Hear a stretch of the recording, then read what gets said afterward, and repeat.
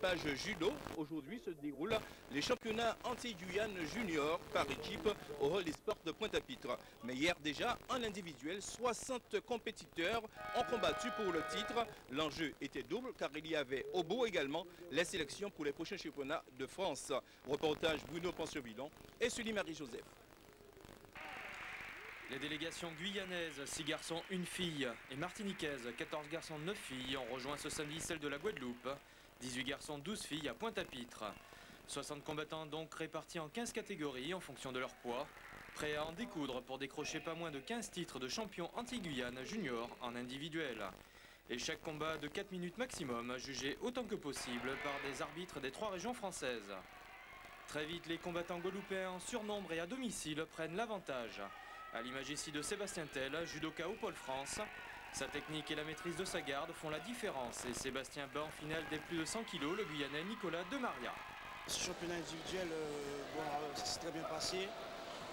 Mis à part que on a eu une très grosse pression au départ, parce que nous on vient en sport-études et puis les autres ils ont envie d'exposer ceux qui étaient sur le sport-études et puis moi je suis venu sur ce championnat sans pression, comme j'en ai fait pas mal là-bas, donc j'étais venu sans pression, je savais que le niveau il était assez relevé.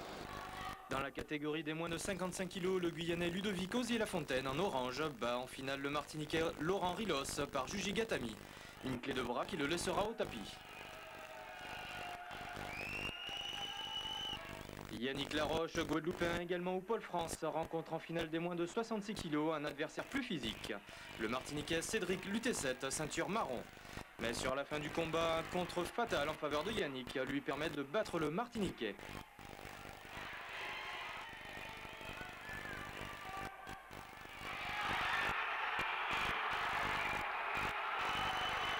Finale très disputée avec un Martiniquais de bon niveau. C'est des jeunes qui montent. Moi c'est ma dernière année junior. C'était un junior première année et il y a la relève derrière. Mais il fallait quand même assurer devant un public, d'autant plus que c'était chez moi. Donc j'avais pas droit à l'erreur.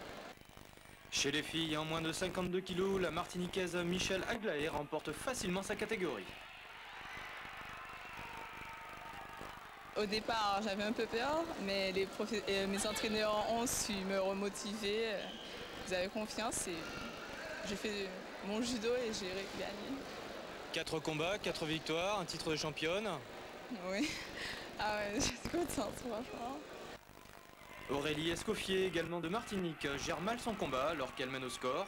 Et c'est Yasmina Gayadine de Guadeloupe qui l'emporte en finale des moins de 48 kg par Osoto Otoshi.